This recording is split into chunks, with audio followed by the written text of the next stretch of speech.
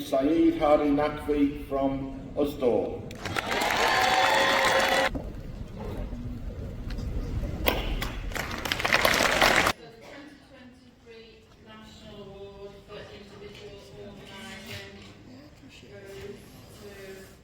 Syed Hadi. Holy shit!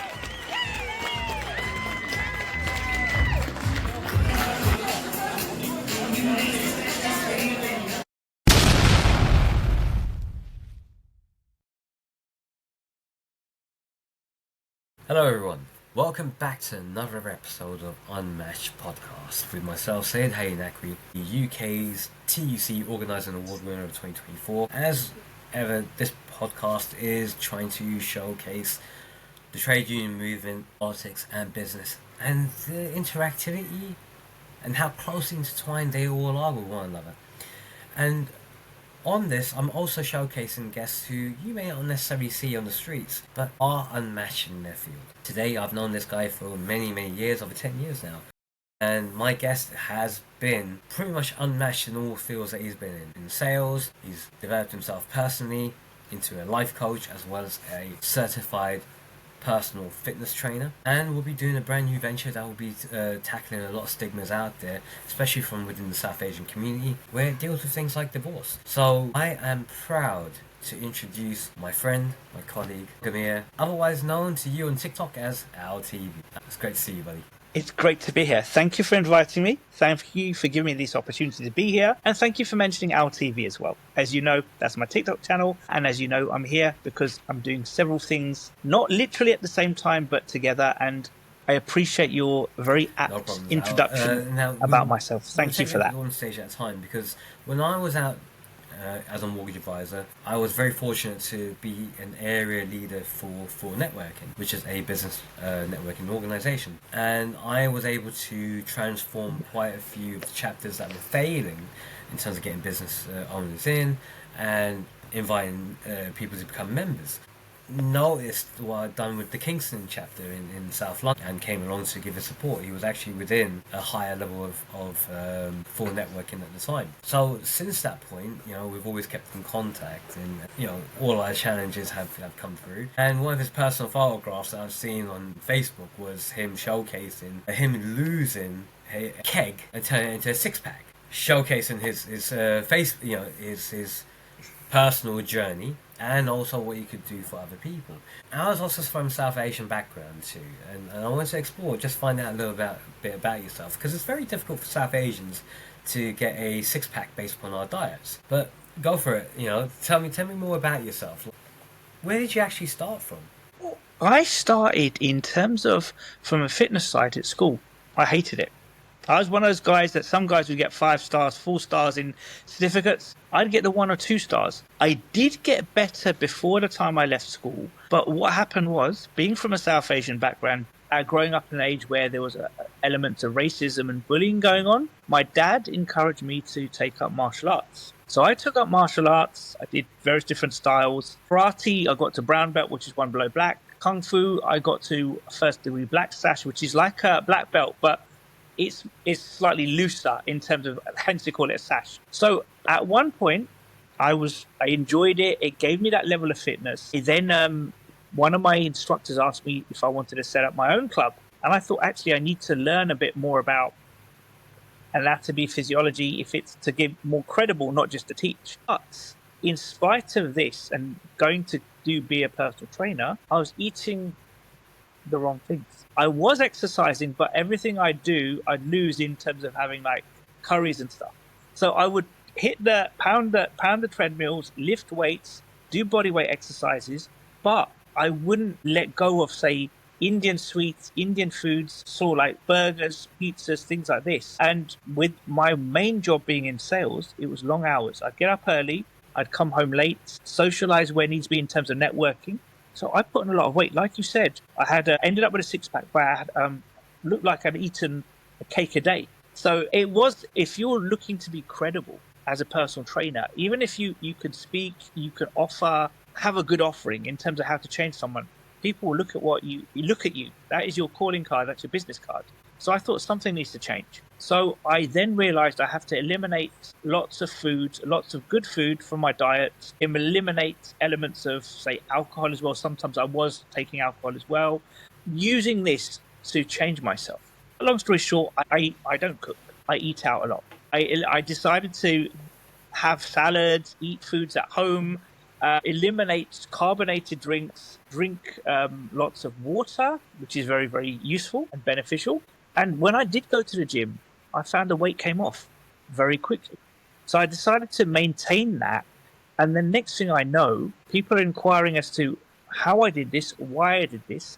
And I was able to relay my story and let them know that I did it because it needed to be done. It wasn't good for your health. That's the main thing. The other thing is, as a personal trainer, if someone is a little bit obese, that is, I don't know, somebody who's advising against lung cancer and who's smoking cigarettes. You know, that's a contradiction. That's a kind of a bad thing. So I thought I would then be able to use that as myself as a case study.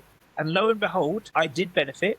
COVID happened and I was made redundant. So I had no choice but to focus on personal training and doing a little bit of English teaching, but that's a different string to my bow. And I was actually enjoying it because I was teaching people locally in my local area in Wimbledon, in Collies Wood. And at the same time, I was teaching people far afield as New Zealand, Germany, Scotland, someone in the Irish Republic, but they would also be in Bristol, or Bristol's like. Anyway, so I was dealing with a lot of people, and I was like, some days I'd go from 3 different parks in my locality to literally getting home and teaching somebody in the morning or in the evening in New Zealand, depending on the time. And so, yeah, basically, I eliminated alcohol from my diet. I made sure that I was eating clean, but I got to a point where later on I was able to incorporate things again. When I did go to my favorite Italian restaurant, they were shocked. Not because I didn't go there, it's the transformation.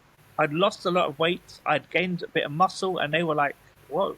And I was actually thinking, oh my God, I can't believe I did this. So that's that. I did it, and it gave me more credibility, but it also gave me a sense of satisfaction that some people, even at the gym, would see me and they see, we saw you're a big guy, you've been so consistent. And I'm like, it's diet and consistency, and I've enjoyed it. The word consistency, especially when it comes to the world of business or any kind of venture that you may be doing. You know, one of the biggest criticisms that we've had as the politics and the political movement has been that there's a lack of consistency because it's here now and for now. But when you look at the business world, consistency is always there, and it's driven in terms of sales. You know, some of the best salespeople out there would be classed as consistently selling. The problem isn't always that, again, within sales, I can talk about peaks and troughs, and that you get some good months and some bad months. But your background is quite unique as well, because tell me more about your background. You are South Asian, but you're not Pakistani, or are you? Yes. No, this is the thing. I am Indian Muslim, but I'm Urdu speaking. That's my mother tongue, which is it's still a national language of India, but it's actually the national language of Pakistan. In terms of if you're Indian, you can be Gujarati, you could be Tamil, you could be Punjabi, you could be Bengali. So I'm a Bengali. I'm from West Bengal, which is near Bangladesh, but I'm not Bangladeshi. I have relatives in Bangladesh, as I do have relatives in Pakistan, but my immediate family, both sides, are from India. So my mum's origins are from Iran, so she was Shia. My late father as well, he was Sunni. I was brought up in the Sunni way, but my mum used to teach me the first few prayers and stuff, which is slightly, as you know, there's slight difference in certain things. But so I was brought up in that way. But I would, if you asked me, how do I define myself amongst South Asians? I would say I'm a Indian Muslim, Urdu-speaking Indian Muslim who's Bengali in regards to the region. So I'm not Bangladeshi, although I've been to Bangladesh as well as I've been to India, not been to Pakistan. So that's basically my heritage.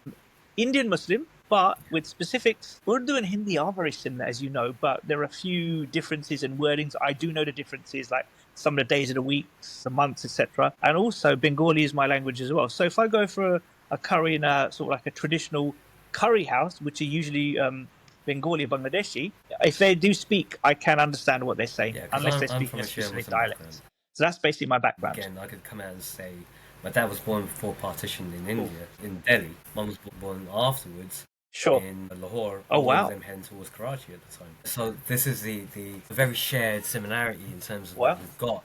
And again, within a lot of the South Asian culture, the would say put people into certain signposts or pigeonholes and stuff like that, letterboxes, whatever you want to call it. They just want to categorize. But the thing about the South Asian community is that we're very fluid in more ways than one, you know. And it's nice to say, oh, if you're Indian, you're this, but that's not the case, because as you've adequately explained, Yes. there's parts of Punjab that are in India, they're in Pakistan. They've got parts of Bangladesh, which is in India, across to Pakistan, and in borders with China. Same Yes. with Pakistan itself. There's a lot of... I think what is unique about India would be the South Indians as well, like the Tamils, because they are much more akin with Yes. Sri Lanka. But that's a... You know, I know we're going off topic here, but I Yes. just wanted to put that in because I think it's wonderful. And I think that's... Hey content creators, this is my chance to do a quick review of a product I bought on a TikTok shop, and I think you guys are going to love it. It's a green screen disc that fits on the back of a chair. It can fit to almost any surface, and if you've got a area like a flat or a single bedroom or a bed set where you're living in where you've got no space, this is ideal for those who are using it for things like Twitch, streaming, or just general YouTube videos. Like so. So get yours in the TikTok shop today. I'll leave the link in here. Yes. That the unity that we should have as South Asians, I know that for some people they like to take the politics and use that for dividing, and those are the individual basis. That's the negative side of politics. The positive side is that we are all one people. We eat rice, we eat roti, you know. And, you know, no matter what, we are one group of people that are united in many ways and then differentiated, is the best way of putting it. So, in terms of sales, so when I met you, I think you had come out from the sales because we were both met each other before COVID. Yes. You know, and this was quite interesting. Yes, because yes, I started doing a networking period. But you was in sales, what was you tasked with selling?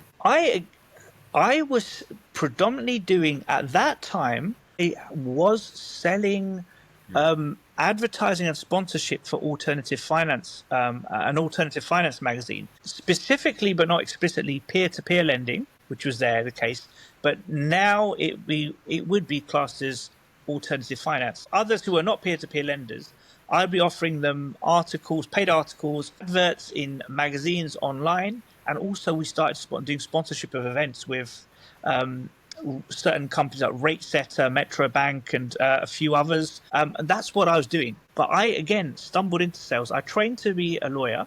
I did the solicitor's exams, but my academics weren't that great in the sense that I couldn't go to a top city firm. I could do the high street firms, but my friends who were in high street firms at the time, they were working long hours and I was making more money in sales, and I thought, let me stay in this. So I started, ironically, studying law, studying solicitor exams. I started selling to solicitors and barristers online legal services, like what they called SaaS products. Then when we met around that time, I was about to leave, but still in doing alternative finance. I've done recruitment. I've done online services or SaaS, software as a service for media and communications departments. My last role was as head of sales for a tech media publisher dealing with technological companies, selling them the same similar thing as before, which would be cover stories, interviews, roundtables, and sponsoring events. And I've sold to people such as HP, HPE, And that's Ericsson, MasterCard, to name but a few. And you didn't do the easy So side yeah, I of sales. stumbled Was into it- sales, I take it a lot of basically. cold calling, a lot of initiating conversations, and then following through. How did you... So within Yes. your A experience, lot of because again, yes. sales... Karen, sorry. I trained with Brian, you know, I listened to Brian Tracy, so, you know, and kept on with personal development outside of, you know, the Sure. sort of, this is what the company teaches you. So I tried to learn from the masters. What did you find was like your key to overcoming objections or overcoming the knockbacks? Because clearly you're calling up, trying to make contact, trying to establish a relationship, and you probably would have had quite a few go away, this kind of thing. I had a lot of that.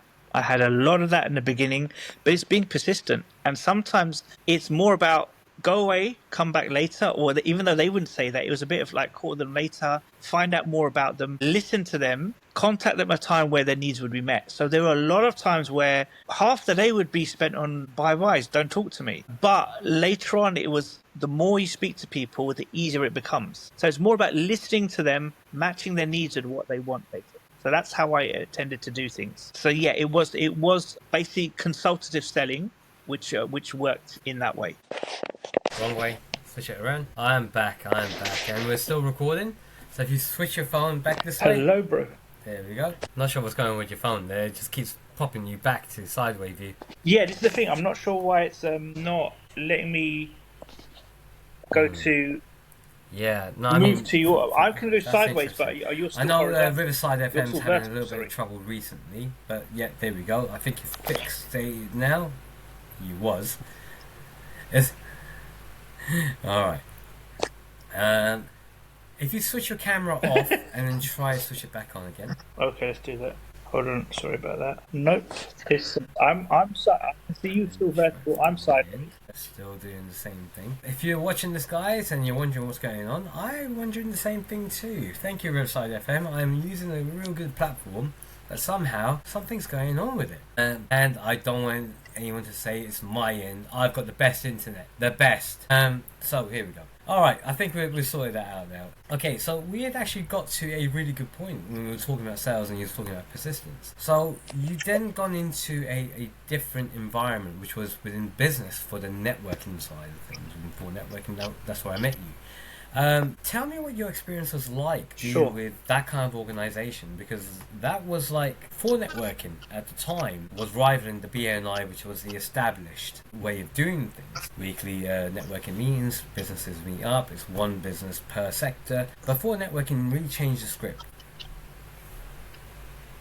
It did. I felt I'd heard a lot about BNI, and I felt it was too formal. You could only have certain people in what they called a chapter.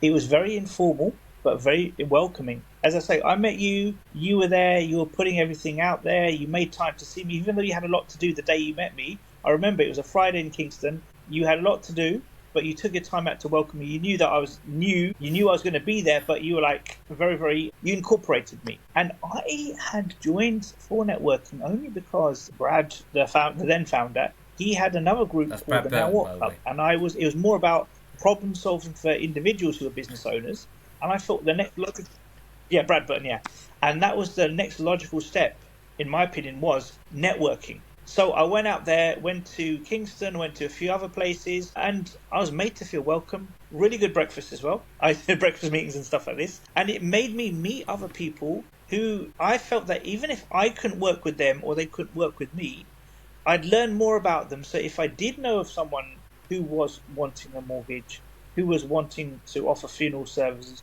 who was an animator, for example, I may not be able to reel people off the top of my head immediately, but later on I'd make friendships, and if someone was interested in their services, I could pass that information on to them later on. So I like the relaxed environment.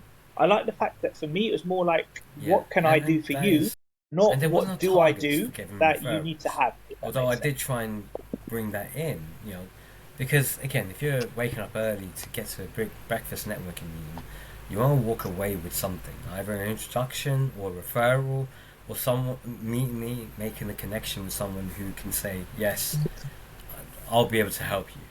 And I wasn't finding that with the chapter when I got there.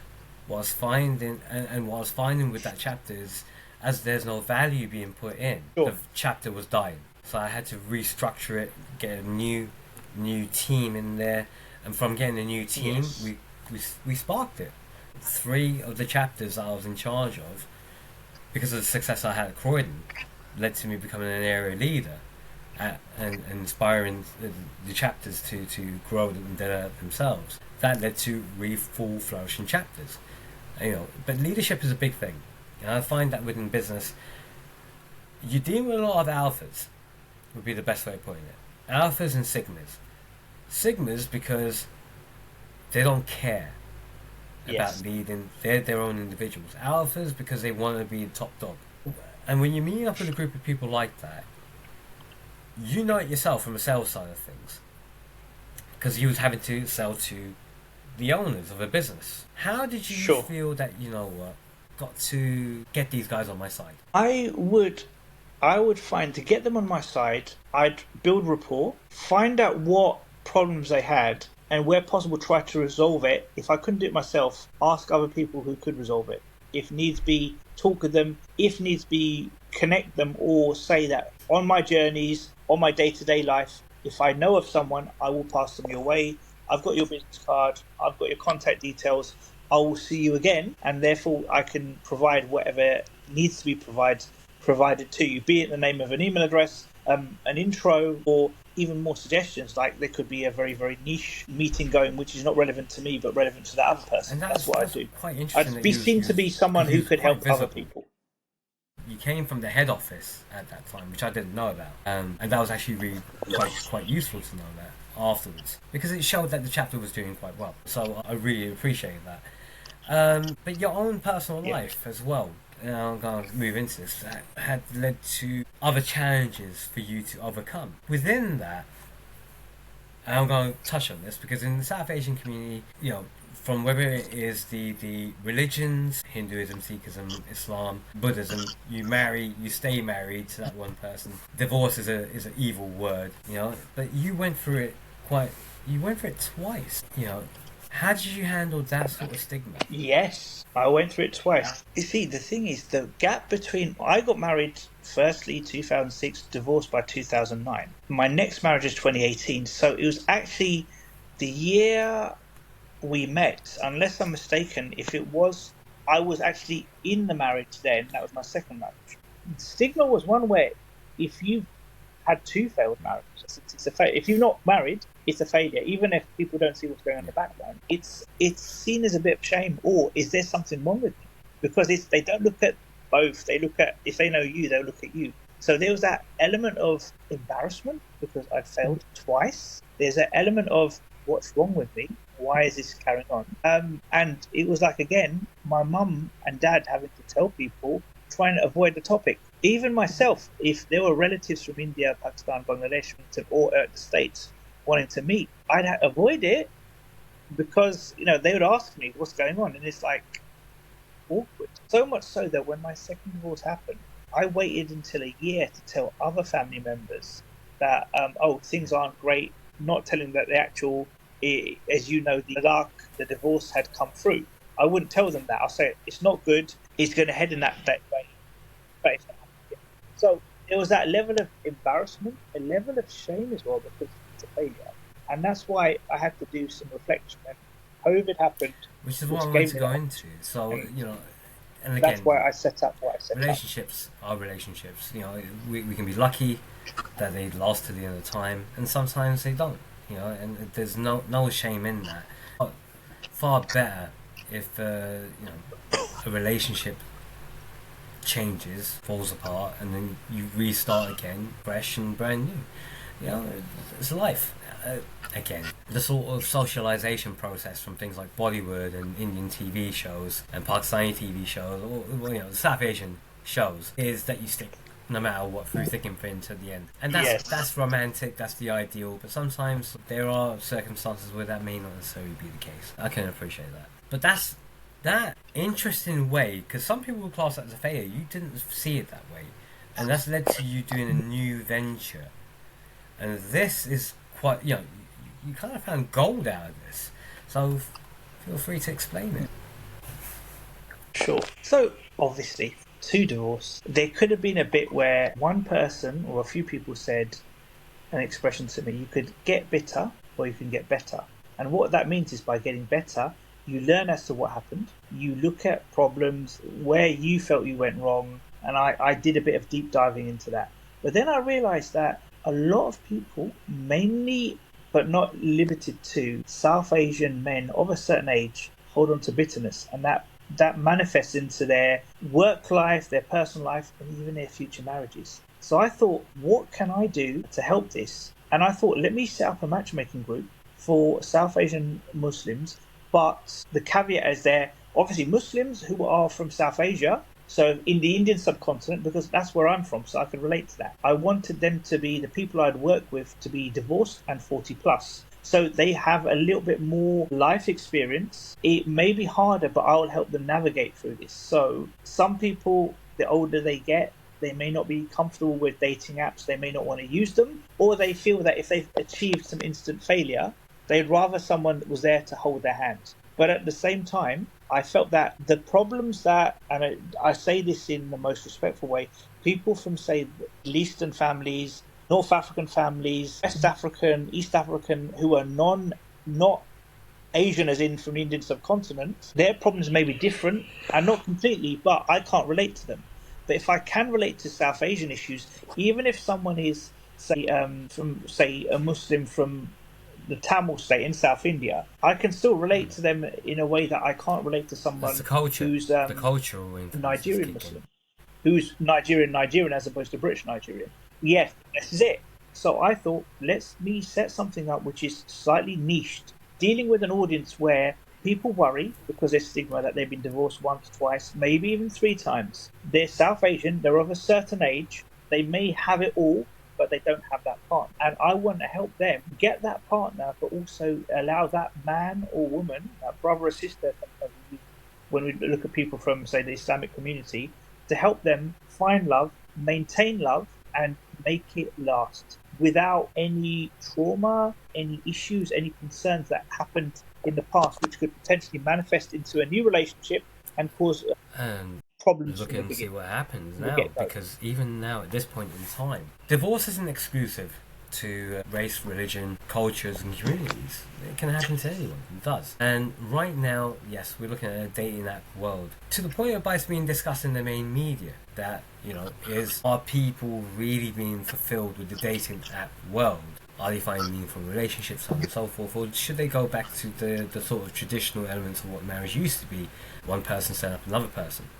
So having the matchmaking element. And with this day and age, what we're finding, I think social media is one of the best ways of putting it.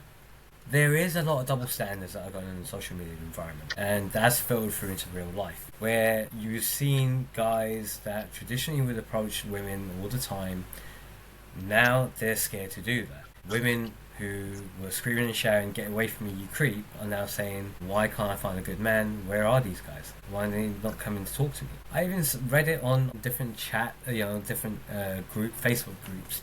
I went out to a club and all these men are just standing at the bar. They're not doing anything, saying anything, not saying anything, and they're too scared to come and approach me. It's like, well, yeah, because didn't you scream and shout that this guy was approaching me at the bar a couple of weeks ago, and that you want a quiet night out, that kind of thing? So probably they gave you space. So this is now quite an interesting time for something like this. So what do you think are the sort of challenges that we'll be facing, the 40 plus environment? Do you think it is a cultural shift, or do you feel that 40 plus still retains the old way of how they used to approach people and date people?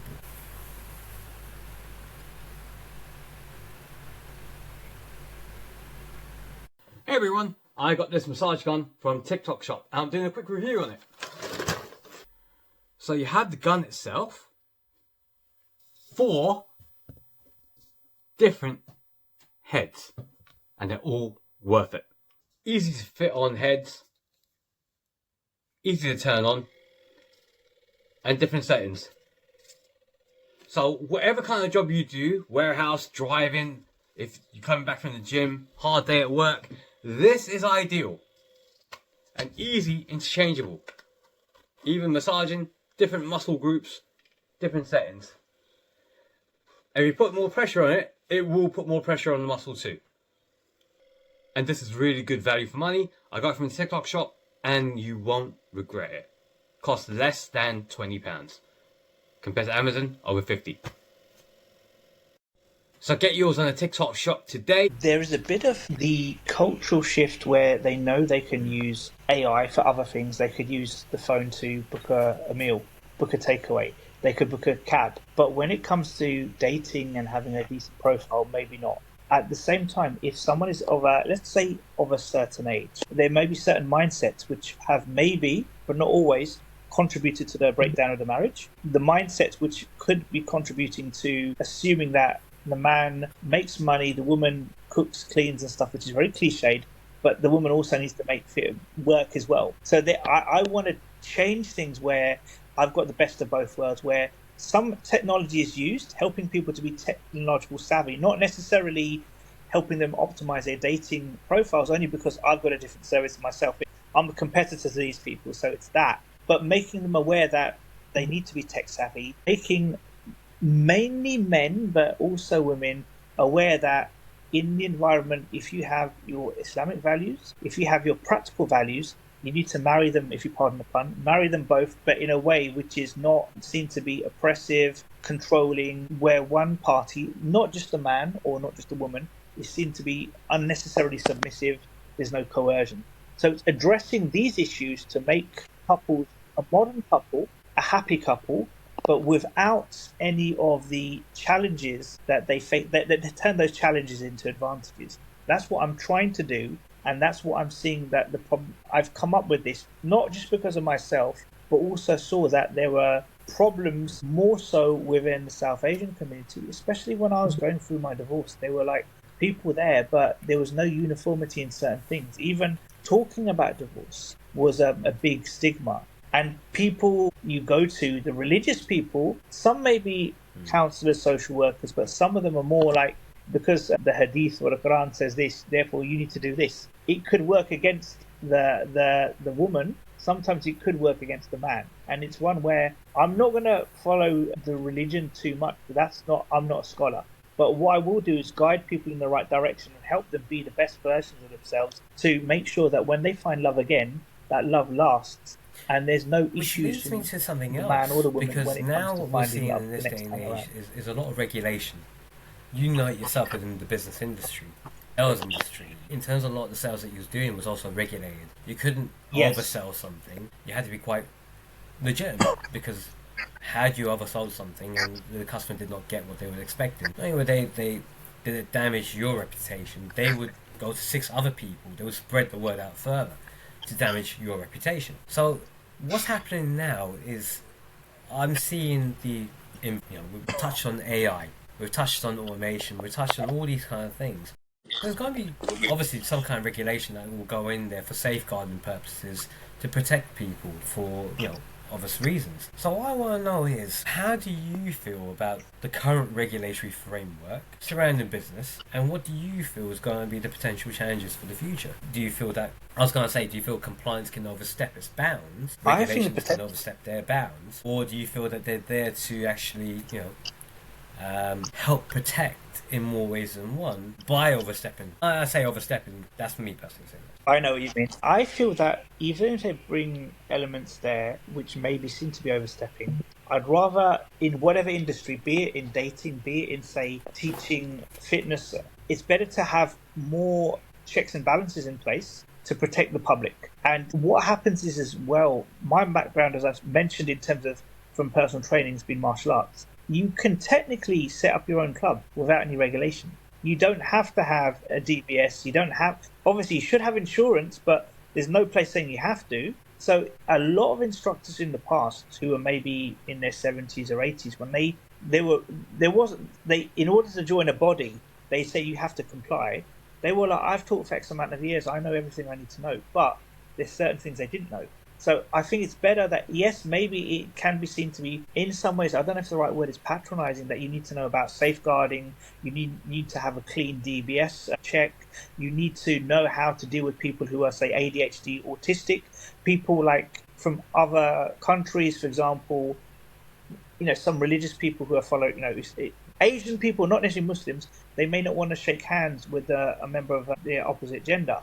And allow for that, understand that they're not being rude, that they don't want to do that, they're not comfortable. So I feel that if there's more awareness, more implementation of certain rules, it makes it easier for everyone. And if you are someone who may have to work a little bit harder to fulfill those roles, like teaching vulnerable children, teaching vulnerable adults, safeguarding qualifications, I don't think that's a bad thing. And again, if not everybody has that there, but if you are proactive enough to do certain things like this, people respect you more. Like me, I am a certified matchmaker. A lot of people have done dating, they're dating coaches, they've got no qualification. Now, I'm not saying that they're wrong. I'm not saying I'm right. But if there's a framework that they followed in terms of a course leading to a certification and unifying that with practical knowledge, you'll have the best of both worlds. If as well as that, if you're part of a membership body which recommends but doesn't impose taking on certain compliance or regulatory aspects for your profession or your skill set, go for it. I think if anything, it gives people a peace of mind. And that's why I want to add to my offering certain checks and balances which I feel would set me apart from others. And if needs be, look into setting up a body. This is not something I do straight away because I need to establish the business a bit further. A body for, say, South Asian professionals to have certain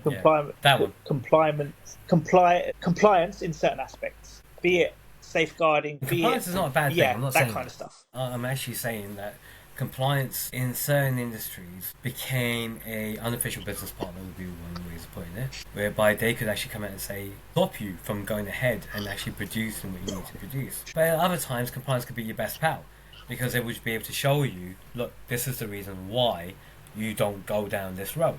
This is the reason why this is put in place. And we've seen that in things like the Health and Safety at Work Act and Equalities Act. We've seen it in financial services regulations, different like Mortgage Credit Directive, Retail Distribution Review, those kind of things.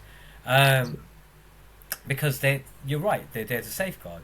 And again, you look at certain other sectors, fitness industry will be another sector, continuous professional development, because the scientific practices of doing one way of exercise may not necessarily be the same as it was now. As an example, your neck. When I was a kid, they said roll your neck. But the thing is, your neck is not a ball and a joint. Your neck is actually part of your spinal column. So it would be better to actually stretch from the muscles left to right, that kind of thing. I'm just using that as an example because science changes all the time, and so the regulatory updates need to change all the time to keep up with all the developments. And right now, what I'm seeing with AI is actually being used in a fun way at the moment. It's typical. What I kind of knew what was going to happen was not going to be the Terminator-esque kind of thing, where AI develops and turns into the Matrix and wipes out the rest of humanity. There are those kind of guys out there looking to develop that kind of thing. There's no denying that. There are always going to be military applications. But the majority of people aren't using AI for that. They're using AI for, well, let's see if I can improve how to actually pipe up a boiler, get around a certain thing. Really in my flow there about AI, just to catch up with the whole thing when Al gets back on. I think he's coming on 2 different cameras now, which is quite good fun. Right, okay, let's do this. Alright, I got Al back again. I'm not sure, well, he's come back and gone again. Okay, so we got Al back again, I'm back again. Riverside FM, come on, what is going on, guys? Come on, let's get this sorted out once and for all. Alright, so, here we go. I was talking about AI. And what we're seeing now with AI is what I thought was going to happen. It's the beer jocks, it's the youngsters having fun with it, creating really funny animated videos. They're also the professionals who are using AI just to either double check the work that they've done, see if they can improve it, or such as a plumber who's looking at a particular way of piping up a boiler but may have an obstruction that they don't know how to get around. So those kind of things. That's what we're seeing AI is actually being used for. And medical advances as well. Yes, there will always be that sort of Terminator-esque thing in the background, but not yet. I hope, again, currently right now it's going with Israel, Gaza, Ukraine, so on and so forth. I hope that we can find better regulations. Excuse me guys, I am still recovering from a bad hay fever. But I hope, with what we're seeing right now with AI and regulations, hopefully with the matchmaking service, it will actually be used effectively. What do you feel? Hey everyone, you might be lucky to get safety boots from your employer. And these are absolutely fine to have, but guess what? They don't necessarily have the right supports and can leave you feeling aches and pains, especially in your arches at the end of the day, leading to fallen arches. So make sure you get some arch supports. These are useful. They slip into your boot and give the same comfort as trainers, enabling you to walk around all day long, doing all the heavy lifting, no matter what the job is that you're doing. and you won't feel any pain at the end of the day. They will leave you feeling really good at the end of the day, so make sure you order yours at the TikTok shop for the price of less than a packet of chips. I hope so. I hope that people will use it in such a way that it fills in the gaps, not the bad side of things, but the essential bits. Helping create, rewrite your profile using AI. So you look at it, you use what you know with what they say, and then connect the dots if needs be, but not in a sort of like infamous kind of way. That's what I want to see. So I use it and embrace it to its advantage, but don't take advantage of the situation. Okay, so as we're coming closer to the end of this, we've looked at the challenges that are being set down. We're looking at the solutions for a better tomorrow. Because I always like to end on a positive. How do you feel that everything's going to set up to create a better tomorrow for people who are 40 plus in a diverse community that doesn't fit into, the trend, the prevailing communities which is out there?